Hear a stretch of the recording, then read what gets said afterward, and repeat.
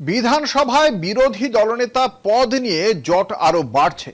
তৃণমূলের পাঠানো চিঠিতে আইনি খামতির অভিযোগ তুলে এখনো শোভনদেব চট্টোপাধ্যায়কে স্বীকৃতি দিলেন না স্পিকার। বৈঠকের রেজলিউশন ও মিনিটস না থাকায় শুরু হয়েছে নতুন বিতর্ক। আর সেই জট কাটাতেই এবার আরটিআই এর রাস্তায় হাঁটলেন শোভনদেব।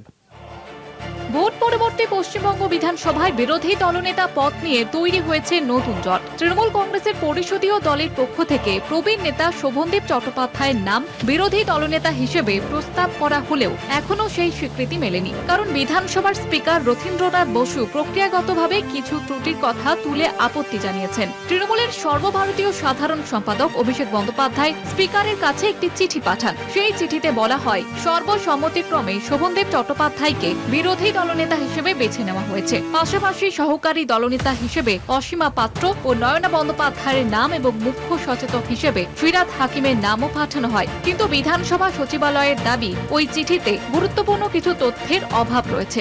দলীয় বৈঠকের কোনো রেজুলেশন কপি বা মিনিটস জমা দেওয়া হয়নি। কতজন সদস্য এই সিদ্ধান্তে সম্মতি দিয়েছেন তা উল্লেখ করা হয়নি। এমনকি বৈঠকটি কবে হয়েছিল সেই তারিখও চিঠিতে লেখা ছিল না। ওই কারণেই স্পিকার এখনো সিদ্ধান্ত নিতে পারেননি। যদিও বিধানসভার সচিব জানিয়েছেন এটি সম্পূর্ণ আইনি প্রক্রিয়ার বিষয়। Abhishek Banerjee national general secretary, leader all India Trinamool Congress, উনি পাঠিয়েছিলেন সেক্রেটারিয়েটে অনারেবল স্পিকার সাহেবকে অ্যাড্রেস করে। তাতে লেখা ছিল যে leader of opposition has been unanimously resolve যে Shri Sovandeb Chattopadhyay, deputy leader of opposition Asima Patra and Nayna Bandyopadhyay and chief whip Shri Firhad হাকিম।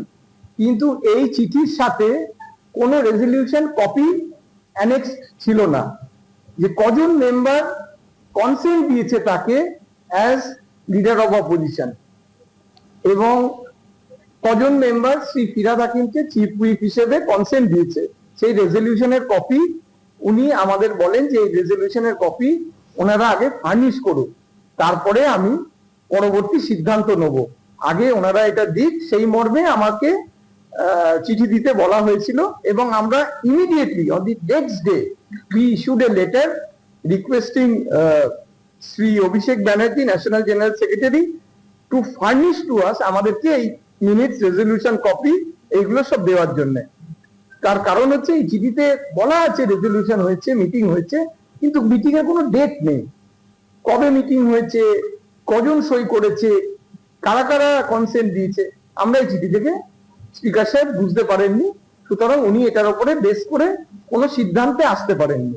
এদিকে এই জট কাটাতে সক্রিয় হয়েছেন শোভনদেব চট্টোপাধ্যায় নিজেও। তিনি আরটিআই করে জানতে চেয়েছেন 2011 এবং 2016 সালে কিভাবে বিরোধী দলনেতা নির্বাচন হয়েছিল এবং তখন কি পদ্ধতি মানা হয়েছিল। বিধানসভা সূত্রে জানা গিয়েছে, নিয়ম মেনে সেই আরটিআই এর জবাব দেওয়া হবে। তবে নতুন রেজুলেশন কপি জমা না পড়া পর্যন্ত বিরোধী দলনেতা পদ নিয়ে অনিশ্চয়তা থেকেই যাচ্ছে।